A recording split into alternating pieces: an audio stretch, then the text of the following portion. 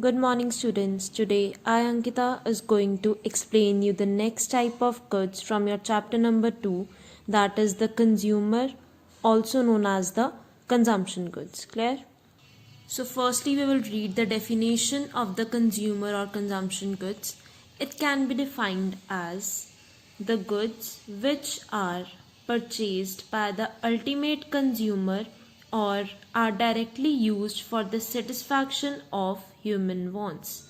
Now basically in these type of goods, what is the main characteristic? That is it is purchased by the ultimate consumer and are directly used for what purpose? For the satisfaction of human wants. Now you as a consumer might be consuming lot many products on daily basis. What are those goods? That are known as the consumer or consumption goods, as we have studied about the final goods also. Now the next two parts, that is the consumer goods and the capital goods, are basically they come under the final goods. Clear? So among that, the first one, consumer goods, are the goods which you directly use for the satisfaction of your own wants as the ultimate consumer. We can take any example from our daily routine life. For example, very common, that is food and clothing, which is used by us for the satisfaction of our wants. Similarly, the various kind of services are also included in the consumer goods, because these services we take for the satisfaction of our wants. As you are a student and you are taking the services of us, that is of a teacher, what is that? That is a consumer good. Why it is a consumer good? Because you are using that service for satisfying your wants of studying or getting good education. So you can take any other example, like you can take that of milk, sugar. The examples we have taken in the final goods will also be included in the consumer goods. Clear? Next is the classification of consumer goods. Firstly, we have done the classification of the goods, in which there were 4 types of goods, that were final goods, intermediate goods, consumer goods and capital goods. Now what we will do the classification of consumer goods. Clear? There are basically the 4 types of consumer goods.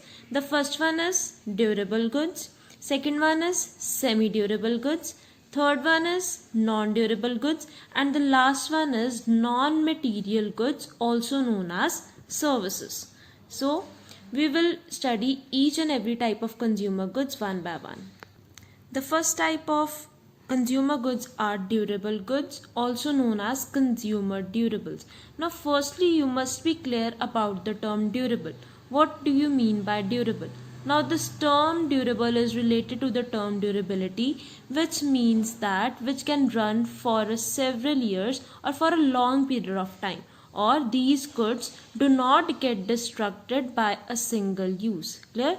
These type of goods are known as durable goods. Now we can define it by reading these various points. The first one is can be relatively used for several years. Basically it means that the goods which can be used for long period of time or for several years, you can say more than 2 years, these type of goods are known as durable goods. Now next one, these are of high value. Now these type of goods have high value. For example, if you are purchasing a car, the value of the car is in lakhs. That means it has a high value. Similarly, that car can be used for several years. Therefore, the cars come under the durable type of goods. Clear? Next feature of durable goods is they undergo wear and tear and often needs repairs and replacement of parts.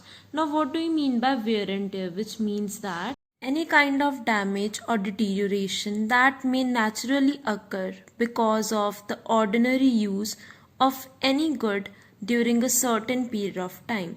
Or you can also say in simple words that wear and tear is related to the depreciation of a certain commodity. For example, when we make use of cars for a long period of time, their seat covers may fade out, then their tires may get rusted, then any kind of iron material may get rust on it. These type of things are known as the wear and tear of any product, or also you can say that deterioration or the damage which may occur to any kind of good when we regularly use or when we use that good in our ordinary life. Clear? And often needs repairs and replacement of parts. For example, when the engine of your car may get damaged or any problem may occur in that, what do? You may repair those parts, right?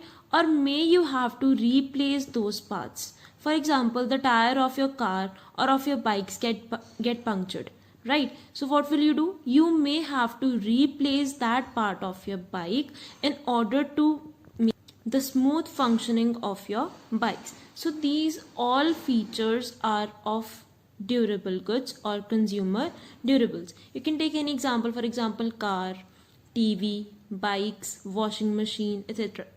etc. These type of machines are used by you for several years and are of high value. Therefore, these goods are known as the durable goods. Now next comes the semi-durable goods.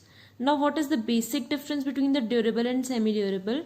We can say that relatively they are used for less period than that of the durable goods and are of relatively less value as compared to durables. Clear? So firstly we will read first point. It can be used for a period of 1 year or slightly more. That is, the basic period for which we use these type of goods may range from an year to 2 years. Clear? And these goods are of relatively less value as compared to durables. Clear? For example, clothes, furniture, etc.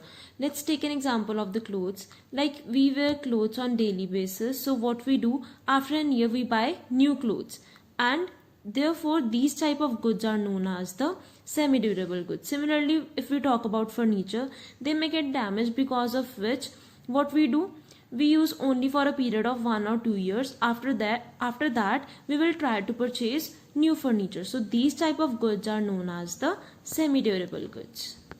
The next type of consumer goods includes non-durable or single-use consumer goods. Now from the name itself is clear that these are the goods which are used only one time. That is, one-time consumer goods are known as the non-durable goods or single-use consumer goods. Now we will read their features. The first one is used up in a single act of consumption. Now these are the goods which are used in a single act of consumption. For example, milk. We have drank 1 glass of milk, right? So can you again consume that glass of milk which you have already consumed? No. Similarly, vegetables. You have eaten the vegetables which were cooked. Can you eat the same vegetables again? No. So therefore, these are the goods which are used up in a single act of consumption. Now, if you have to consume these type of goods again, you have to buy new commodities for consuming the same goods, right?